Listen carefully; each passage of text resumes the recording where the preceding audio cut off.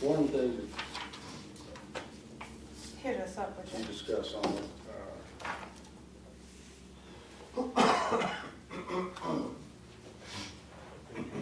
the first page. First page. Yeah, where it says, talking about our term limits, or not our term limits, but our terms. It says, Chris and John will expire next year. Bob, John, and Dale's terms expire this year. Yes. And then also I was under the thoughts that my term expires. Oh, you're right. It should say Bob Leon. Duh, Okay. I didn't even catch that when you read it out loud. Okay, well, that's all I saw. Bob, Leon, and Dale's terms. Perfect. It needs amending a little. Thank you. Got it. Everybody else good with them? I'll make a motion to accept them with your change, Leon. Okay. I'll second that motion.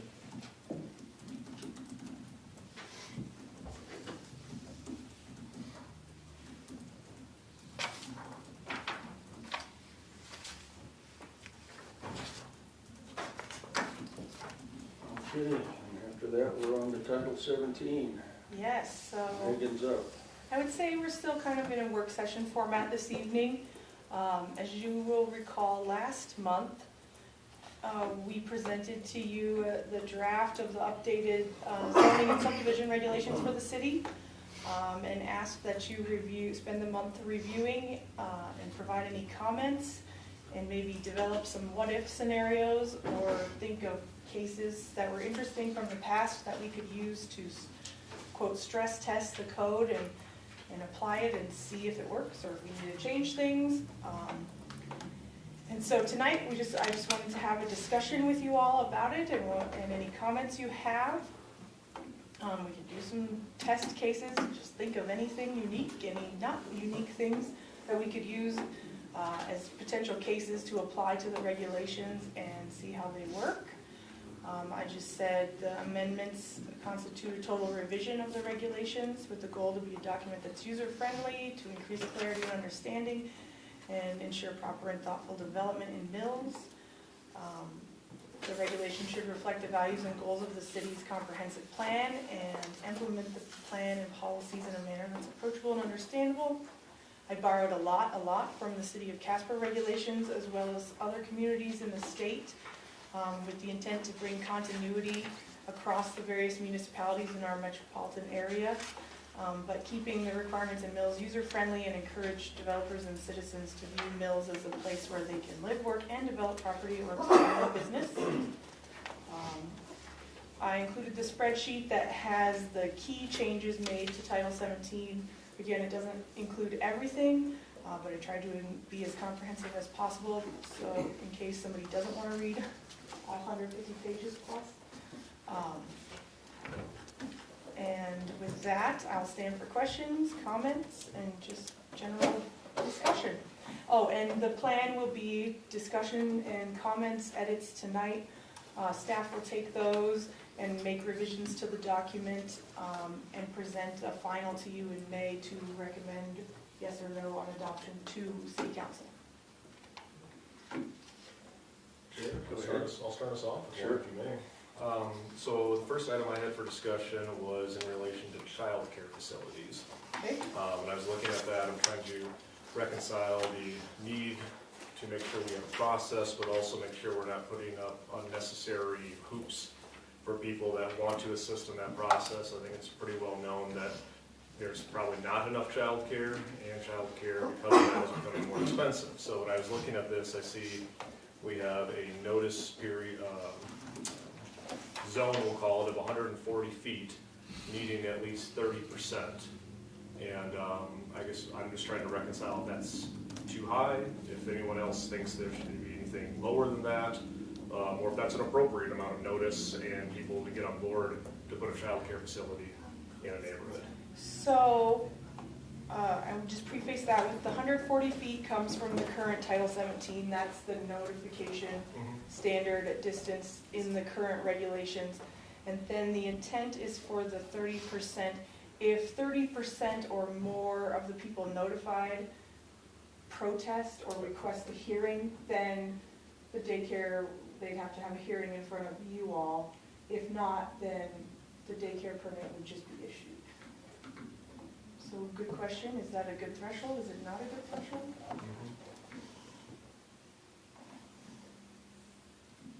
And I don't necessarily have a problem with it, I just wanted to pose the question and see if anyone else had thoughts on it. Trying to make sure we, as our young families are here in Mills, they have access to childcare also in the immediate process. So I think in my mind, as long as you do have some people that have concerns, they voice those concerns, you get that threshold, then it comes, you know, in front ultimately of council to issue that. There's still a process to get that through and have some public discourse. So I think I'm fine with it, but it was one of the things I noted I wanted to at least discuss with the group to see if anyone else had different ideas on childcare. No, I'm with you that everybody needs more childcare. It's expensive, it's hard to find. Those days are long gone for me, but I remember. I guess I'll just preface with that in my past lives, generally too, when people get the notification, if they have issues, many times when because they'll call, right, staff first generally, and usually we'll be able to discuss it with them enough that you're not gonna get people officially protesting, which is hopeful, but it's still the opportunities there if, you know, it's the neighborhood nuisance and you know that it's gonna cause a problem in your neighborhood. There's the opportunity for them to be heard and oppose putting a daycare at nuisance Nancy's house or what have you, right?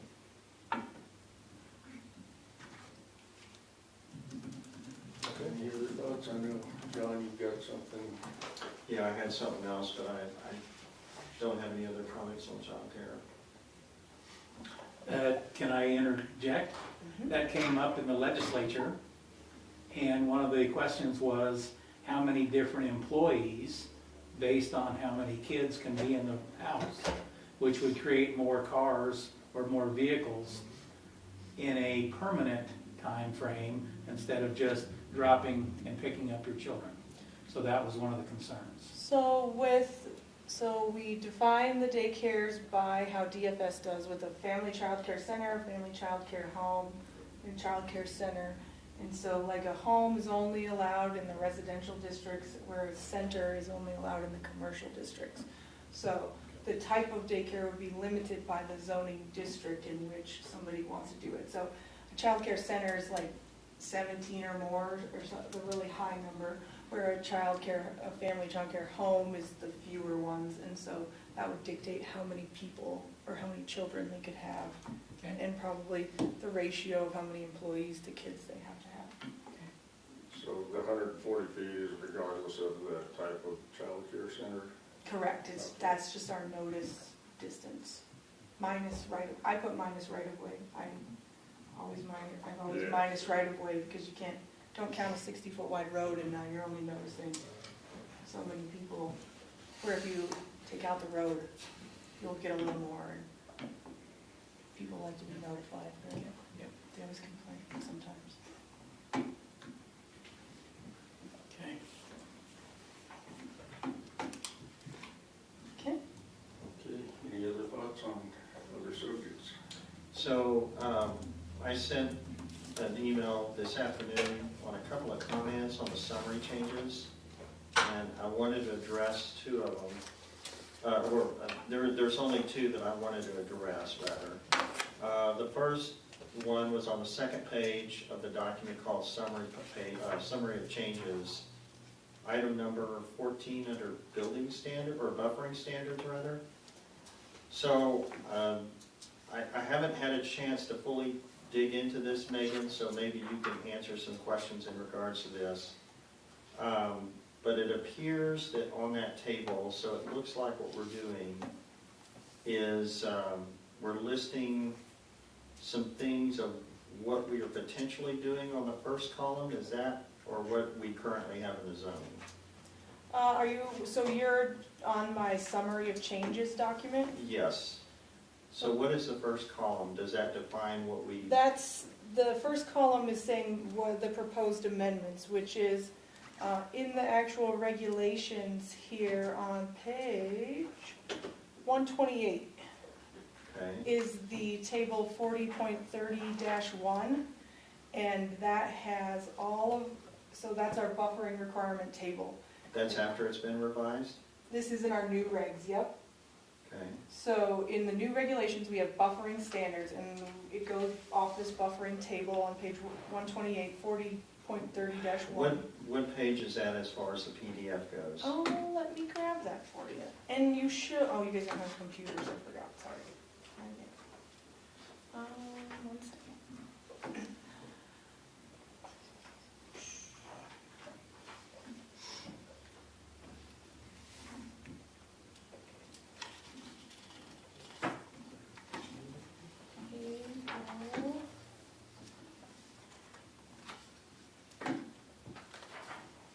So, 126, does that help? Is it 126? buffering. Yes, or if, so it's 127-127 on the page, 7-128, and within the PDF packet, it's on page 134. Okay, that's what I need to know. 134.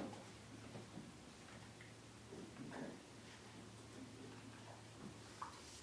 And so you'll see on that table there, it has the land use and then the adjoining land use, and then which type of buffering is required. So if you had a proposed development of low-density residential proposed to go in next to low-density residential, that would be, the buffering is permitted but not required. Where if you had a new commercial use going in next to high-density residential, that's the L standard, so low buffering standard is required. And then in the section below, it tells you what the low buffering standard is. And then there's high buffering. A D is for the applicable director, so that would be staff to make a recommendation on what they need to do. And then there are some uses, like you can't put industrial in next to high or low density residential, because we've said those are incompatible uses. We don't want to see those types of uses next to each other. And where are these buffering requirements as they relate to low, high?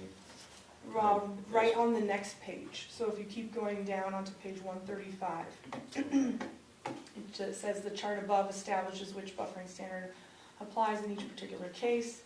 Following subsections establish the specific requirement for each standard. And there it has the high, the low, D for the director determination to determine if it should be high or low, or if any additional standards are required. Okay. Yeah, it was my question, is who decides whether it's high or low buffer? So that would be, I define applicable director, because if you say building official or planner, or if somebody's Okay, not so there. staff. So basically. staff, who's the staff person in charge of making the decision. So it could be a building official, it could be a planner, it could be the city manager. I couldn't find any official language on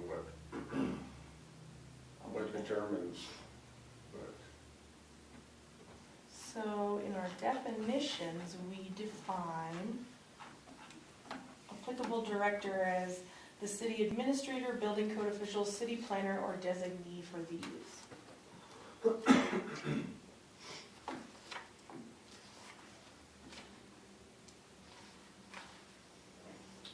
So I guess if I'm going back to that chart, I need to understand, because it's not clear to me right now. Typically I see a relationship between commercial, industrial, residential, and multifamily as it relates to the type of buffer as they're adjacent to one another. So how is that presented? Because I'm not seeing the clear connection.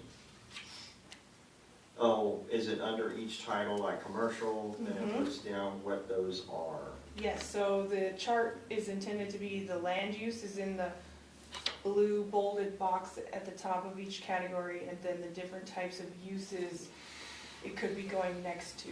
So the blue line is what are you, if you're the developer, what are you proposing? Are you proposing industrial? Are you proposing low density residential? So if, in other words, we have a commercial project and we're developing against a low-density residential, as I look across there, only a D is required. The director determines what type of buffering is required. So the director, you know, what type of commercial is it? Is it office, is it doctor's offices next to a new subdivision? And so Yeah, maybe, I you know, would still put that in the high category, as well as the industrial. okay, so you, And the other thing that the chart doesn't address, if you have something zoned industrial, and it's already existing conditions adjacent to a residential property, then how is that addressed? Because it is a right by use. so you're saying, I'm a developer, I'm gonna put something in an industrial zone. Let's just say, for argument's sake, because this was a big issue, and this is why I joined the board.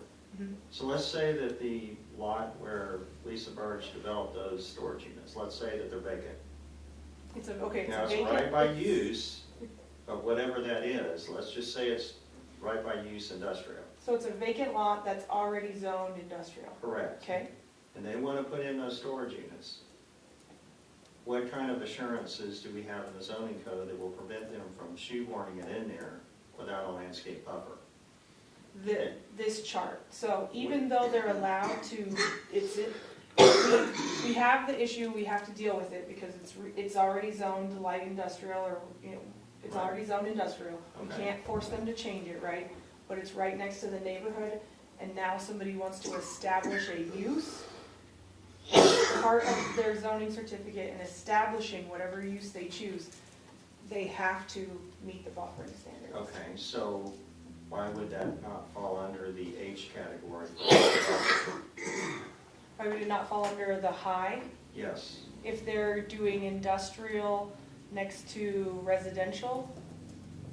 So we say on the chart that industrial next to residential is not permitted.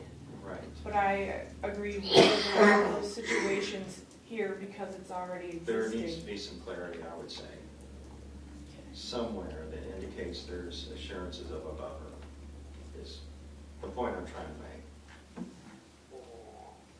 Not sure how we do that.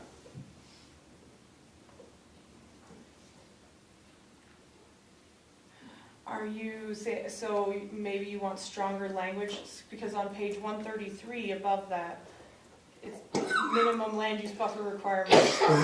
The applicant shall comply with the regulations as specified in table 40.3 below and with all other applicable regulations of this ordinance. Land use buffer requirements may apply to the subject property depending on what permitted use exists on the adjoining property, or if no permitted use exists, depending on the zone that the adjoining property is in.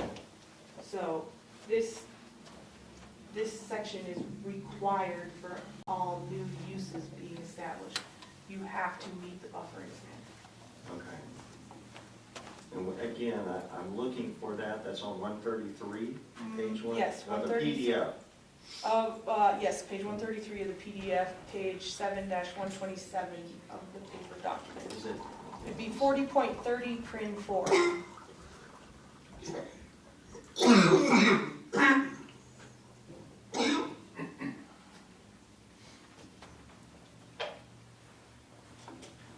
another thing, I just wanted to make sure, okay. I guess the only concern I have is, okay, so who makes those decisions on how that's defined on the H? Is that again the planning director at the time? So H is a high buffering standard, and D is determined by the director. And I mean, if you guys would feel more comfortable taking out a director determination, we could just put a standard for every type of use adjacent to each other. Just some of them, you know, like I said, if you have apartments going in next to a doctor's office or a dentist's office complex, does that necessarily force them into high because it's residential and commercial, where it's an office business use more? My concern would probably be a single family or a townhome residential, that type of use, next to industrial or commercial or multifamily. There should be a reasonable buffer, is my concern. Right, so, So maybe there's a table that clarifies that, where any kind of those uses next to a single family or a townhome use would be a high requirement.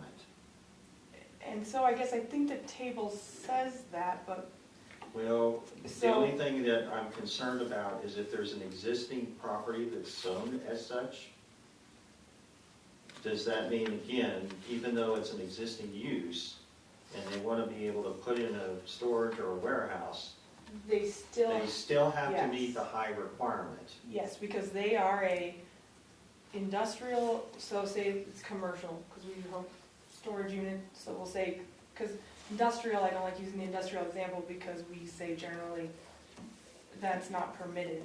Right. But if you say you have storage units like that situation, it was a vacant lot, it's zoned commercial, C1, and the houses are right there, so you go to the chart, commercial, going in next to low-density residential is, right now in the chart, director determination, but we can move that diamond to high. I would rather move that to high. Okay, The other question I have is when we are developing, or, again, I don't want to make this difficult for a developer, but at the same time, we want to be reasonable for the uses that it's going to provide. Another thing that we frequently run into is that the developer wants to develop residential lots adjacent to an industrial. So the question would be, how do we address that? That's really just up to the developer. We can't go back and make those industrial or commercial or whatever go and put up a buffer because that's not fair to them. So if we had somebody, a developer, come in and say, I got this land for cheap and I'm gonna put houses on it and it's right next to our heavy industrial, I would say that it would come before the Planning and Zoning Commission and staff would recommend not approving it. And based on our, Or another possibility would be to allow the developer to provide some buffers as a part of the project. right, I would say staff would go further than just a landscaping buffer, like maybe transitional zoning, like, okay, you have this parcel, let's look at a commercial strip adjacent to the industrial, Sure. then doing the residential lots further away so we don't have those land use conflicts. Okay. So the only thing that I probably would request is that on that table, if I go back and look at it, and I can, if I need to respond tomorrow where I have a better chance to look at it, close up, is that anytime we have a commercial, industrial, multifamily, any of those uses adjacent to a single family or townhome residential use, that we would want a high buffer between those uses and a single family or a townhome use. I would rather have that. Okay. I don't know if anybody had any other comments, but.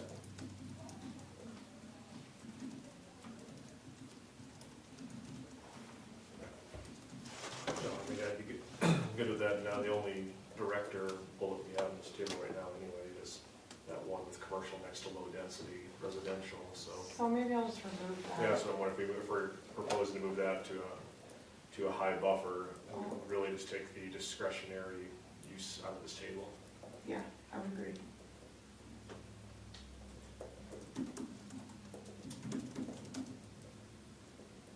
And then, if there are no other comments on that, I had one other comment under lighting. I actually asked, did you like my lighting section with all that? It was good, wasn't it? And my apologies, I was under a bunch of deadlines, so I may have not have read it thoroughly, so Megan, feel free to educate me if I missed something. Essentially, I couldn't find it in the actual summary draft, but under the summary of changes, first of all, let me just look at that real quick and see if I can see it. On the PDF, what page number is that on the? In the PDF, lighting standards starts on page 136 of the PDF, or Okay. for people with paper copies, it's on 7-130. Okay, I should put 136. page numbers on this table too, huh? Be a good idea. Actually, it's 7 to 27? 127 127? on paper. Okay, well, okay, but on the PDF, It's it's 136. 136. I'll add page numbers to the summary of changes too, that's a good idea, thank That you. would help.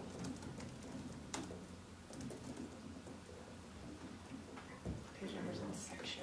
Essentially, my comments, and I'm just, again, reading through this real briefly, my apologies, I was under several deadlines, so I didn't have a chance to look at this document, except for the summary of changes. But one of my requests is that part of our problem in the past is that the zoning code has not been written it has not been written in a way that's enforceable. A lot of words are used to where there could be interpretation. So my desire would be to remove that cloud of interpretation to where it's more clear about the intent of the code. So in the comments, okay, here it is. I like what I'm seeing here. Yeah, so if you wanna, take some. Lighting levels shall not exceed 0.2 foot 0.2. candles measured 5 feet outside on the exterior property line. I'm probably okay with that, because that's not very high.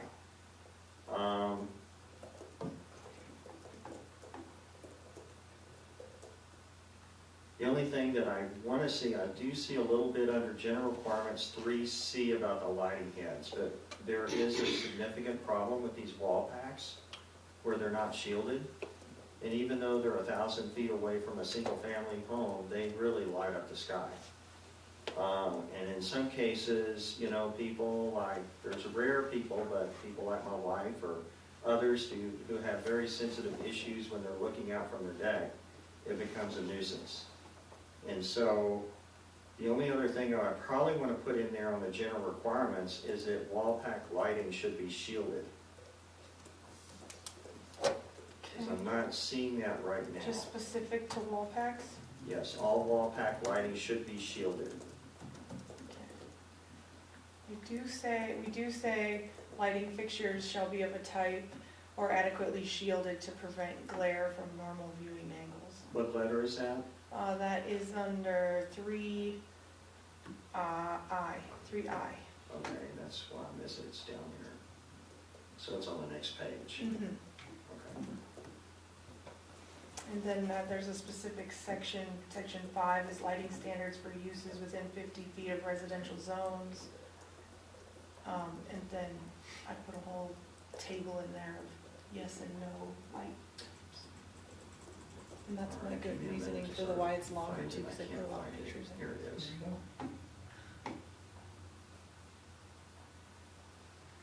There's a picture there.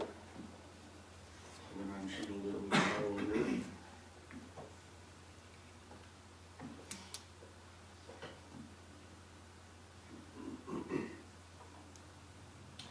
The only question that I have, and again, I'm reading through this real quickly, is that I'm wondering if 50 feet is too short of a distance. I'm thinking it should be more like 500 feet.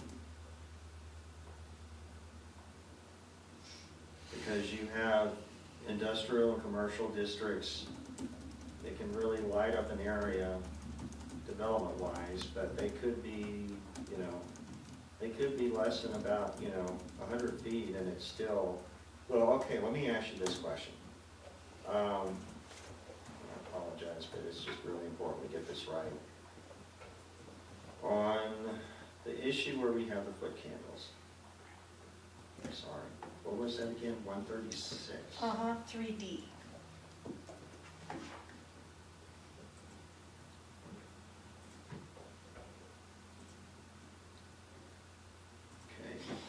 Okay. 3B.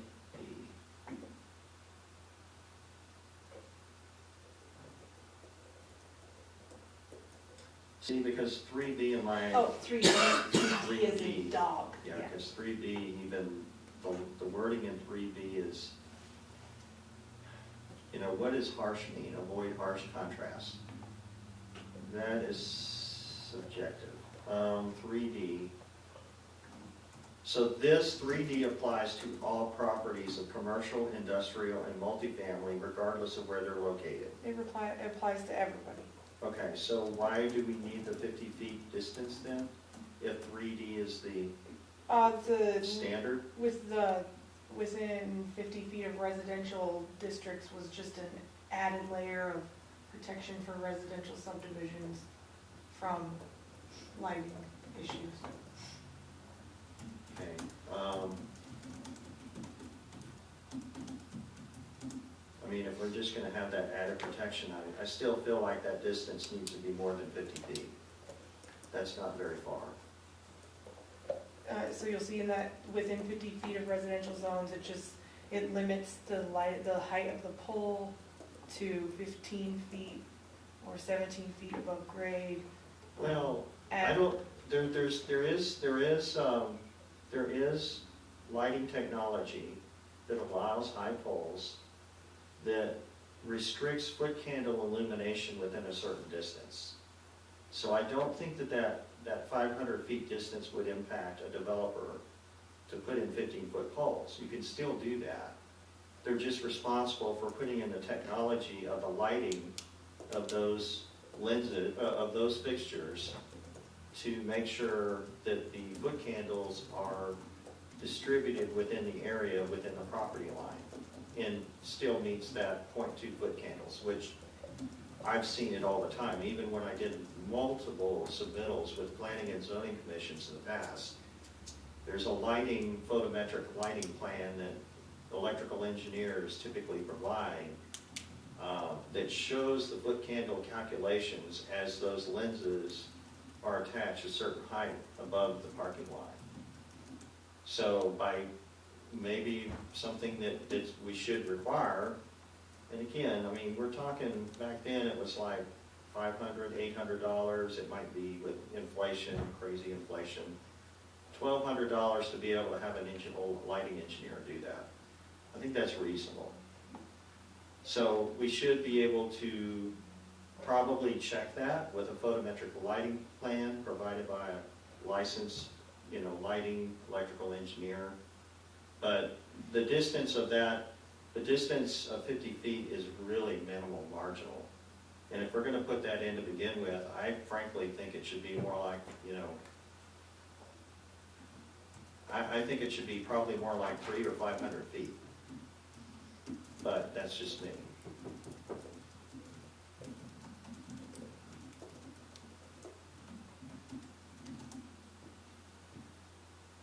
Anybody else? An opinion? What do you think, Bob? You're the light guy. Don't think much of it.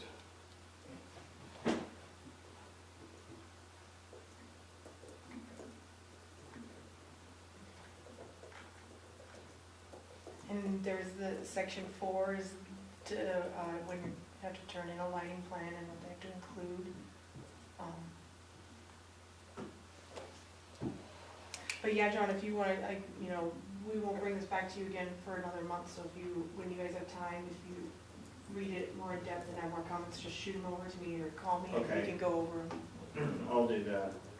John, just so I'm clear, so for the lighting plan requirements then, you're thinking we would add in another, essentially a plan done by someone who's certified to look at this in a different way than what's been looked at in the past? Well, what that does is it cuts out the subjectivity, because, and these have been done the past 20 years, so it's not something that we're asking that's unreasonable, and if we were to enforce, as it says on, I'm sorry, as I'm trying to get to it, where was it?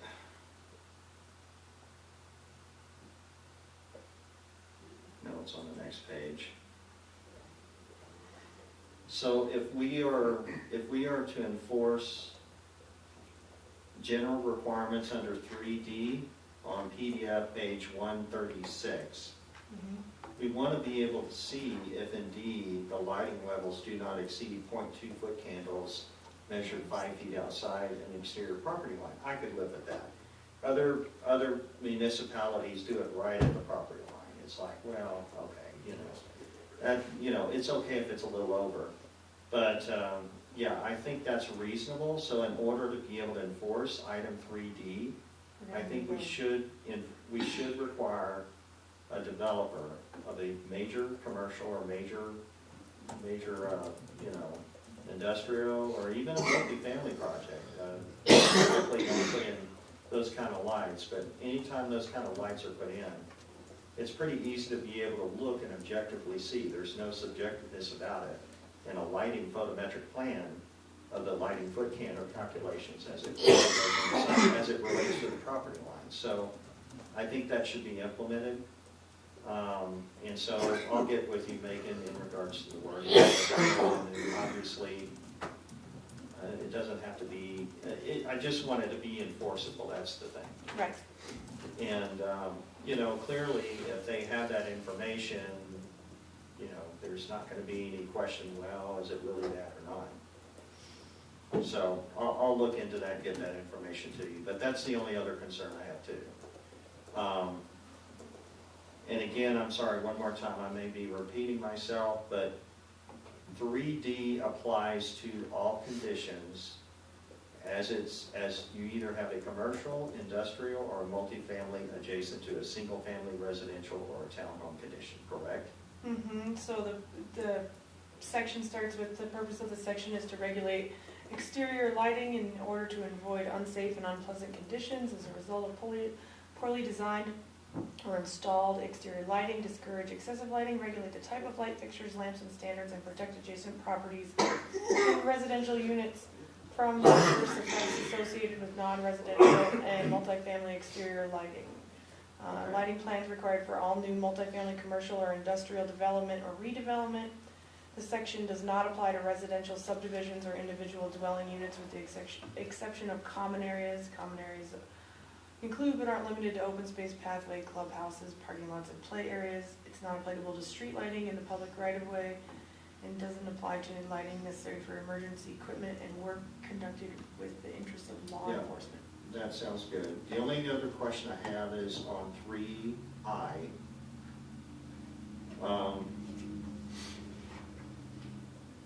Is the wording too subjective?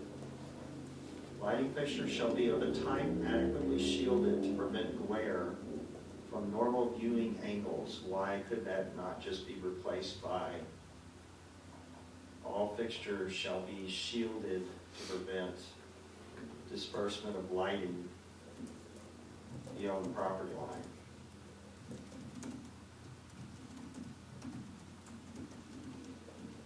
In that case, if you'd already have a lighting plan, so you would know your candles, and if we're saying it's 0.2 candle, you'd have a way to tie that back right now. Yeah, I would like I to tie back to 3D is what I want it to do.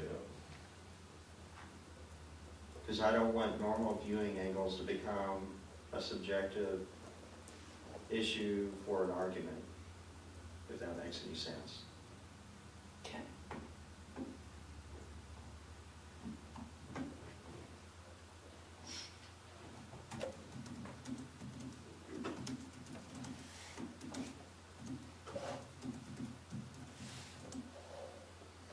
And that's all I had, those items. My only thoughts is if somebody can measure this 0.2 candles That's what I 5 was- feet from their spot, I was what's the enforceable, could that be, we're gonna have to get a light enforced? meter or well, yeah, well, that's what I'm thinking, and if that's the case, can that be enforced to a point where the developer wouldn't have to spend the big money on a lighting engineer before he started anything?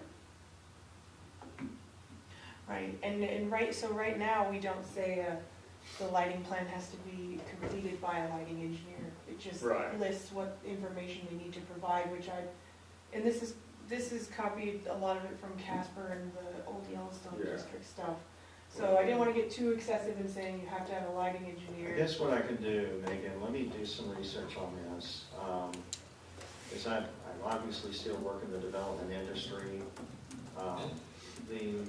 you know, zoning is obviously more loose. I don't want it to become like the Front Range of Colorado at all. But when you're developing a significant project of any size commercial, you know, $1,500 is pretty minimal when you're talking about a multi-million-dollar project. And then you're trying to ensure that the lighting levels are not obtrusive to adjacent residents within the city. But let me look into that, and then I'll follow up with you. Sounds good. Because we don't want it to become, I mean, I agree, you know, I don't want it to become cumbersome for the developer. But when we're talking about something simple as a photometric lighting plan that really don't cost much, I don't think it's gonna be an issue, but let me just find out what those costs currently are, Okay. and then I'll get back with y'all. Okay. Yeah, because, you know, a small-time guy wanting to put up a shop, if he's gonna run into this problem, you know, enough costs like that. Yeah, Put no, somebody over the edge. I'm thinking more like people that are developing a shopping center, which would work, or, you know, a school, or a big industrial complex. Right. Those No, are I the kind can of things understand. I'm thinking about. Now, if you're talking about mom and pop stuff, Yeah, I just don't want Maybe- that to bleed down to them. right, maybe, let me chew on that, Okay. and then I'll provide some other suggestions. Maybe I can put in some additional language too about at what point a lighting plan is required. Because if it's just, you know, Especially wanting when to they're, put up a shop, Right.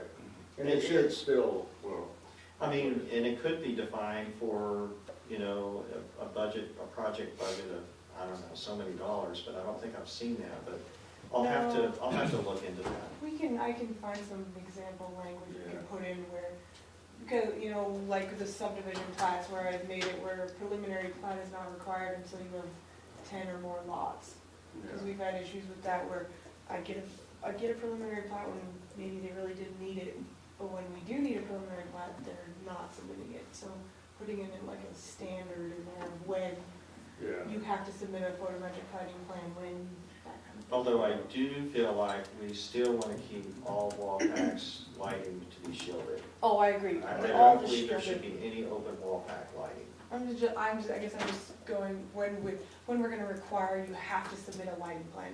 If Yeah. you're, Dale, Well- building a shop, do I need a lighting plan for that, even though it's a commercial Yeah, use? something that small. Not, Well, and I'm thinking if a small-time guy builds something and the lighting is over the standards, we can go back to him and say, you gotta swap that light yeah, out we'll or just say you something. need to shield the light, you need to Yeah, put up a different one. A different light, Yes. shielded, something Mhm. like that. Yes. Okay. I think that's reasonable.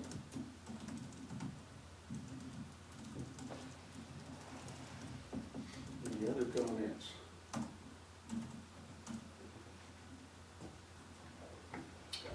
Megan, how much more time will this be under workshop review before it goes to the city council? So, my plan was to bring it back to you all for recommendation to council on at the meeting on the 2nd. Of next month? And Okay. then we have a work session with council scheduled on the 13th, and first reading would happen May 14th. Okay. And And we'll so- probably need to be in that work session with the city council for questions. If you'd like to be there, yes. So it'd be first reading on the 14th, second on the 28th, and third on June 11th.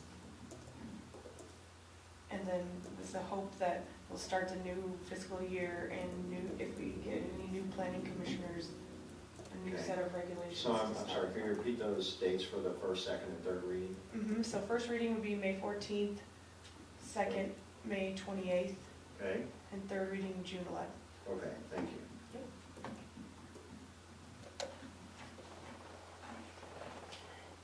Okay, good. So, Megan, I believe this is probably maybe due to the fire department, but I was contemplating the max height of, I believe it's 30 feet. So I was thinking of, the recent apartment complex that was built behind Maverick, the Cornerstone there. That's essentially 3 stories. I think, most things are. But from a developer standpoint, when you're developing housing, once you're already going up, it's a lot cheaper to add that 4th story than it is to build another building. And if we're trying to, find affordable housing,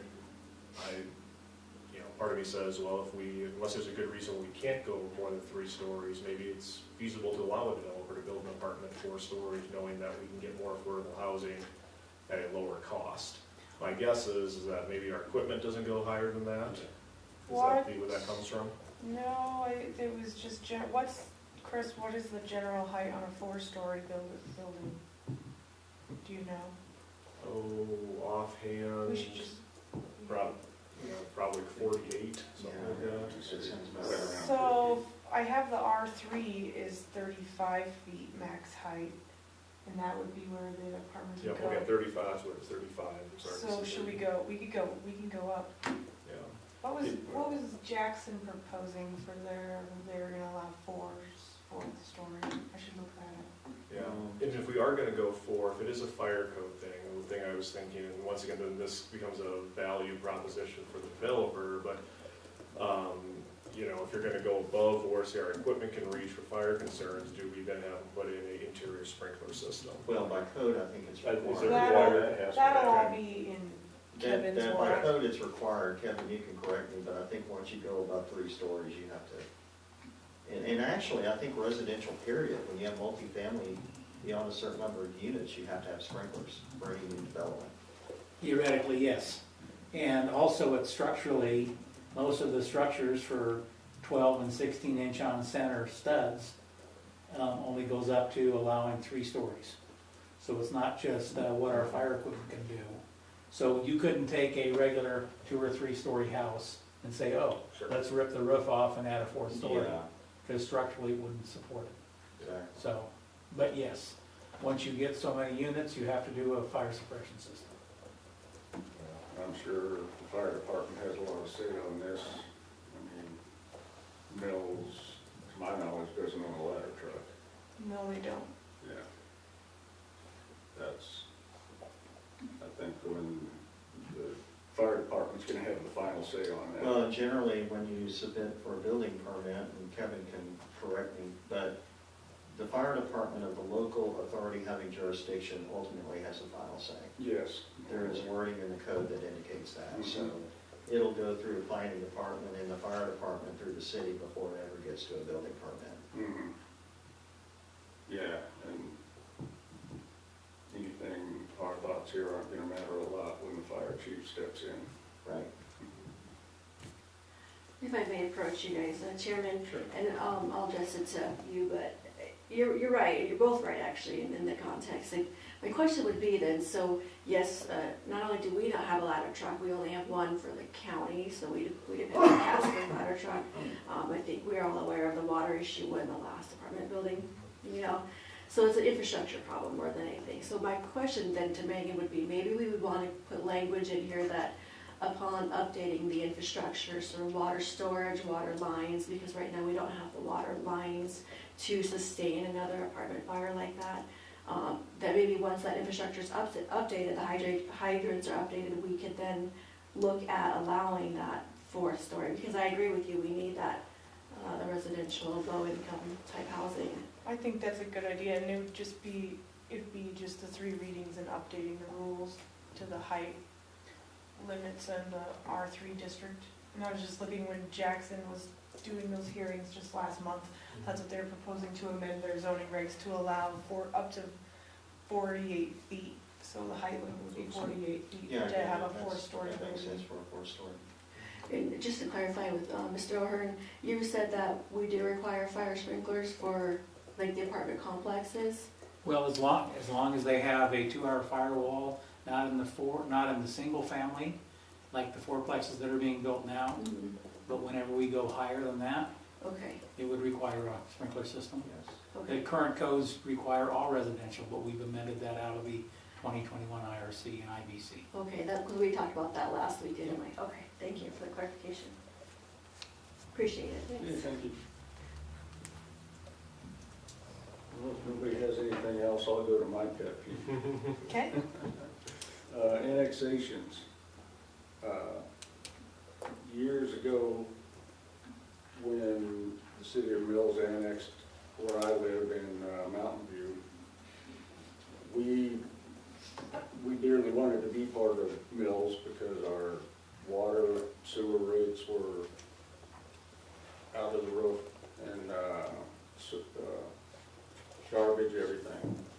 But we had to put in all the infrastructure ourselves before Mills would consider annexing us. And here a year or two ago, we annexed, I think it was the Hanley Edition, and they pretty much got a free ride. They've got all the goodies that Mills offers, and No one's had to pay. yeah, didn't put much into the pot. I guess, Well, Keith, I would like to clarify that, one way or another, so I guess I would say that the subdivision and zoning regulations really isn't the place for that. I would. well, you're probably right. I wasn't here, I would say that would be more of a administration level Mhm. decision.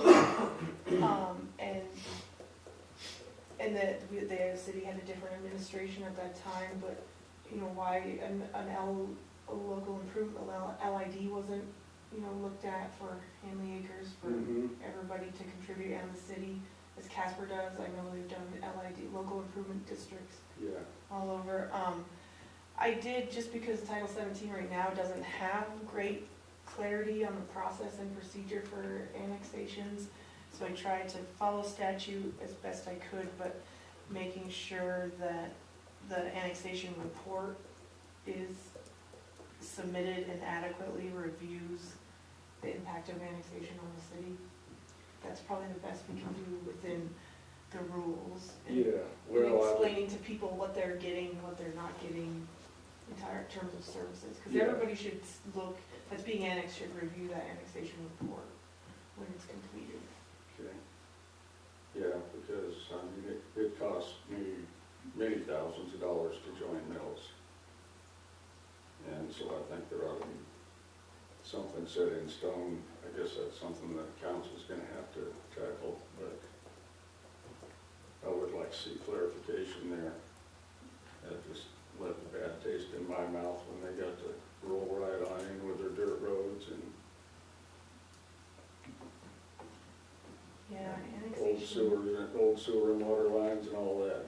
annexation is a tough thing, and there's a lot of communities in the state that hop and skip and jump over places that don't have And, infrastructure ready because the revenue's not there to annex them in and bring them in, but Well, it makes sense. there are areas in that Mills could annex still that would cost the city of Mills a fortune. Mhm. And I know a couple of people that live in those areas and they can't afford to upgrade. Yeah. But I think we should have some rules in place that just, Or maybe like a procedure maybe for when or how council decides and makes the decision to annex. right. Getting a Well, little there was also, you know, a couple of fair-sized businesses that got a free ride there.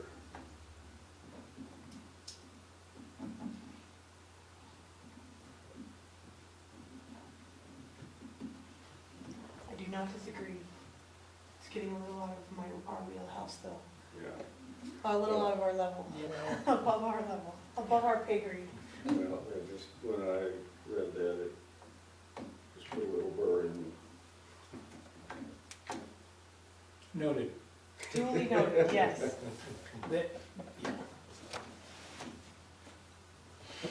I guess I had to discuss with you all in light of, I don't know, Commissioner wants to disclose his potential conflict, but the winery and the urban ag uses. And when I started this, I had light agriculture allowed in urban ag residential. And with that discussion that's come up lately, I wanted to have that discussion with you guys. What you think. So agriculture light is defined right now is the use of a lot or portion of a lot for agricultural production for the primary use of the residents of the lot, including raising food animals and 4-H and vocational ag projects, swine excluded except for 4-H. I don't know if that would fit or if it helps, but I mean, some of the comments I've heard is we're correct in why do we have urban ag residential if you're not allowed a little more leeway in terms of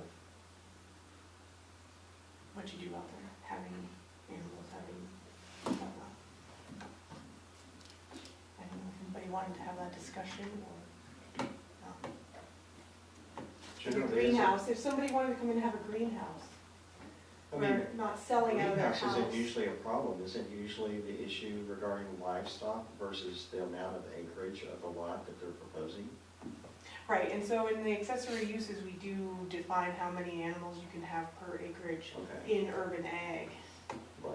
But, that's the only place right now that animals are allowed. So are we restricting the use of, for instance, somebody putting up a greenhouse? I would say in urban ag, if it's a considerable size, If it's a commercial greenhouse. right? I mean, we wouldn't allow them to sell on site, but what if, you know, I dealt with this previously, the extension office groups, conservation district have been giving out grants in the last decade to people to put big greenhouses on their property. And there's not a lot of parcels within the city that are of large size, but there are a few. If somebody were to come in and want to do something like that, and they were in urban ag residential. I don't know, I wanted to get some feedback from you all on that. You know, what is the benefit of urban ag residential versus just a R1? Well, I think the R1, and maybe, again, feel free to correct me, but the R1, I associate that, as the International Building Code associates it, primarily with residential use. Building code defines residential use as a different occupancy versus an agricultural use on things like that. So, you know, in the planning aspect of things, it probably would make sense to make allowances for an urban agriculture based on so many acreage or whatever, because most of the time when you have a residential lot, you have rear and side setbacks that pretty much prevent anything significant. Right. I guess just, so like for the urban ag residential, the minimum lot size is a half an acre Okay, so that would take care of that problem. versus 4,000 square feet for R1. Right. So But I guess is there, does anybody have any opinion as to what's the benefit of urban ag residential then? Besides requiring a large lot? Or should there be any additional well, the benefits? use, I mean, essentially. But right now, we don't have anything really in there that is of more use than, Yeah, by way of example, like on Flatview Estates where I'm at, we're urban ag residential. Mhm. So everyone has larger lots, but essentially, to Megan's point, is the usage mirror essentially R1. So everyone has half acre to 2 acre lots, yet the uses are somewhat constrained. So are they zoned R1? No, they're there's zoned urban ag residential. urban ag So, residential. we do allow a greenhouse nursery in urban ag residential in here. But Because the that's, only other question too, and this isn't really something that's a major issue out here that I've seen, but is there a homeowners association that regulates that in that neighborhood?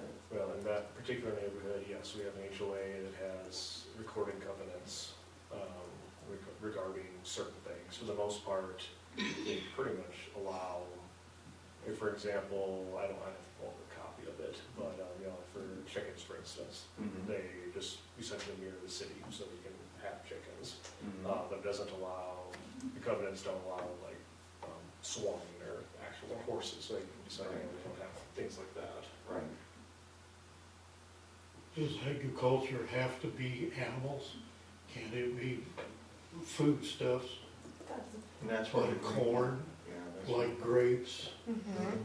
I mean, are you going to restrict me on how big my garden could be? Yeah, because that's the only concern I would have. I don't think we want to make restrictions for having people to be able to have a greenhouse or a garden. You know, especially if they're within the confined setbacks or whatever as defined for those urban uses, urban agricultural uses. So I have greenhouse nurseries, a permitted use in urban ag residential right now, but that's Okay. about as extensive as it goes. So I guess my direct question was, should we expand the definition of light agriculture to include? Why do we have to expand it? Agriculture includes growing. Very true.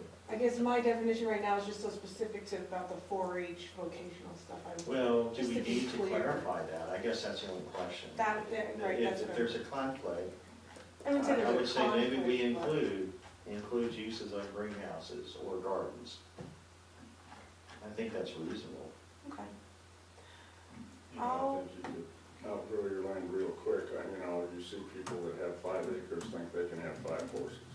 Right. Well, right. And that doesn't work in Wyoming. Right. But I'm thinking that if your business took off, your restrictions is gonna be the size of your place. Yeah. That you may have to move on if your business takes off real well. But I don't know if that's your plan to eventually try to make a living, or it's just a nice hobby. Yeah. So, because everyone that might not know, so Leon's essentially asking me a question. So one of the things my wife and I are working on is growing grapes and working on getting a winery permit, and where we're currently at. And it's a hobby we've had for an extensive amount of time that we're kind of turning into a big business. To your point, Leon, you're right. My acre and a half restricts how many grapes can ever be planted Exactly. in my area. I also have a full-time career doing something different, so this isn't my, I'm not setting up a full-time winery as my sole income. So to your point, if it would take off and we can find a niche for this that's bigger than I think, we'd have to find a different way to do Right, this. and you would self-restrict Yeah. just by your lot size. Yeah. Because, I wouldn't have a problem with somebody filling their yard full of grapes next to me. Mhm. There are a lot worse things, like 5 horses on 5 acres. Yeah. But, so, kind of a separate issue from what we're talking about, but an example of something that isn't clearly defined necessarily in the code. So I guess to clarify a response to you, Megan, it might help to define them. It's just as an example. Yeah, that's what I think I'll do for you all. I'll take a look at that definition and some other examples and maybe expand it a little. The biggest thing is I don't think we want to put in as Bob was alluding to, I don't think we want to put something in the code that creates restrictions on private development of a garden or a greenhouse or something like that, as long as we're not doing that. No, I guess my intent in question was saying, should we be a little more lenient and allow more light ag type uses in And urban my ag response would be yes. residential than what we currently have? Yeah, In light of Chris's example, but looking at other potential things.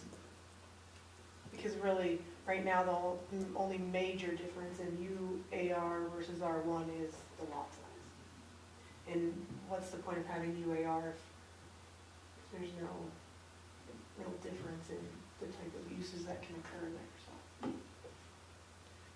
I will revise that as well. Mr. Chairman, Yes, may I ma'am. interject? In the past, we've just, and you have already alluded to it, if most of the time we say owner occupied or a home business means the occupant of the residential property is growing stuff or building stuff or whatever and taking it off-site to sell it. Like an agriculture guy raises a whole bunch of tomatoes and zucchini and he takes them to the open market fair on Saturday at the Ag Center. What would preclude him from making more profit is if he has a whole bunch of people coming to his house. So in the past, we've said, if you have a lot of people coming to your house, and that was the same thing with the childcare, if you have a lot of people showing up, then it's trafficability, and it's people being in your residential driving space that is precluding you from getting in and out of your property in a timely manner, which we're finding around the school right now. Some people are saying with all the traffic going around the middle school at the Wyoming Classical Academy, it's creating a problem. So some people are a little bit disgruntled about that. But that in the past has precluded or driven how we look at home occupations. So if that's helpful. If Chris puts 7 people on his property to park there and raise the grapes, that's 50 less vines and a smaller shop that he can do it with. So that would be ineffective.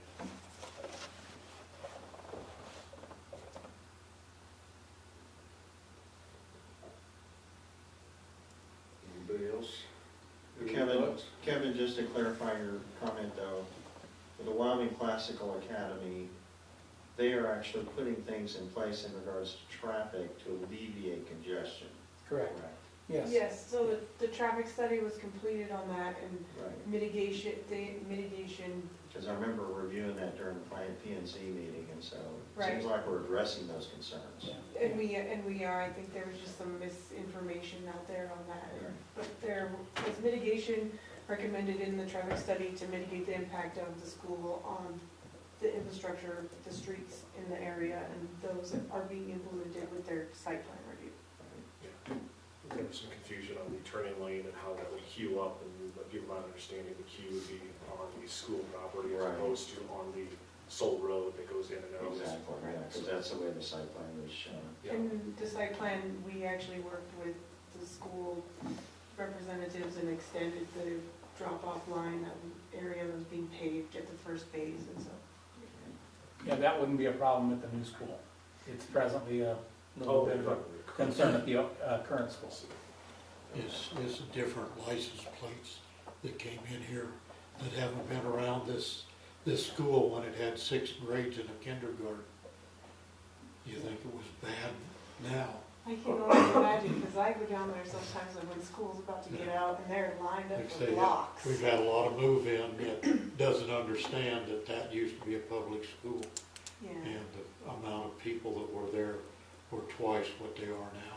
I think people just forget too, like, the school, yeah, it's gonna be busy for, what, 30 minutes in the morning and 30 in the afternoon? I'd love to live across from a school. Oh, yeah, well, the days of the neighborhood schools are over, Yeah. I'm afraid so. We can argue with one more scenario. So with the 74,000 square foot lots, the thing is great because it allows for some flexibility and some, smaller starter homes, so to say, et cetera. I was looking at these setbacks, which we currently have at 20 feet. I was gonna hopefully get Megan and Kevin's opinion on that, anyone else here. I'm just wondering, if you have a 4,000 square foot lot, by the time we do a 20-foot setback from the front of the property, does that push that property back so far that their lot is no longer usable? And is there any ability to move that 20 feet to a lesser of a buffer? So Or is there a very specific reason why it needs to be 20 I'm gonna feet? defer to Mr. O'Hearn, because there was some discussion about very specifically why we have such large front yard setbacks Okay, yeah, in well, the perfect, city. that's kind of where my question is going. Currently for garages, it's 25 feet. Because of the longer vehicles and the trailer hitch in the back, you hit your kneecap on enough trailer hitches when you're walking around. That's why it's 25 feet for a garage. Okay, So I had lowered it to 20, but good point of discussion.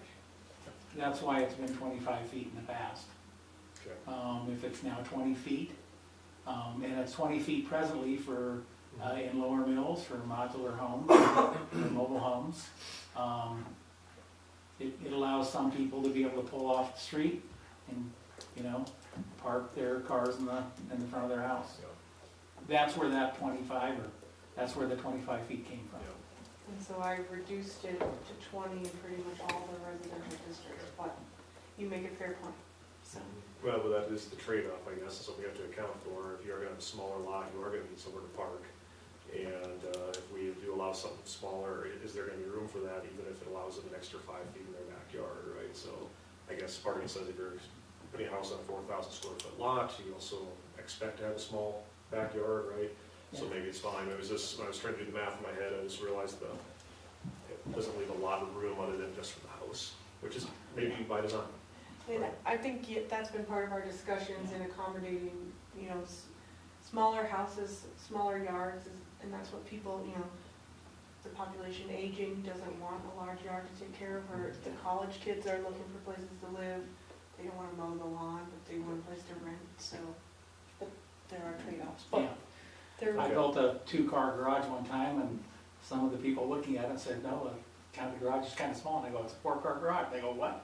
4 smart cars will fit in there. As you get older, you drive less full-size trucks, because I had a full-size one that felt like took a block to turn it around like a train. I think as an aging population, they're gonna get smaller and smaller cars, more economical, and spend more time probably in the southern part of the country. But, yeah, we'll see. So out of curiosity, what typically, Kevin, is a rear yard setback? Is it 10 feet? 10 to 15 feet, yeah. Depends on where you are. If you have an alley in Lower Mills, it's 10 feet, because a lot of people like to put a garage in the back, and that gives you a turning radius. Exactly. And if you don't put in a garage, you can go 5 feet. So 5 feet from each property line gives you the 10-foot of setback, so the firefighters can put out one fire and not include 2 different insurance companies, Right. which we all know how much fun that is. Oh, yeah. We have worked individually with people on variances. There was a family or an individual that had 3 really, really odd sized lots. And you just couldn't make it work, and, you know, the housing was needed in that area, but it ended up not going through in the end, but, you know, we worked on a variance with him, and I think in the end council didn't pass it, but. Yeah, I hadn't contemplated the parking scenario, Kevin, so that makes more sense to me. So I think it's fine as is, but it was just an observation I had when I was reading through. Yeah.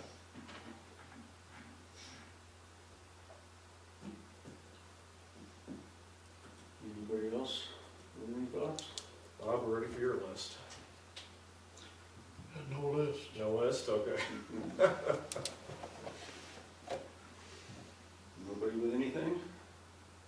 Okay, I guess we'll adjourn at 6:14. Okay, and I'll just add to, over the next couple of weeks, if you're up late and can't sleep and reading again and think of anything, just shoot me an email, call me, whatever, and we can talk on the phone or meet up and go over anything that you guys have.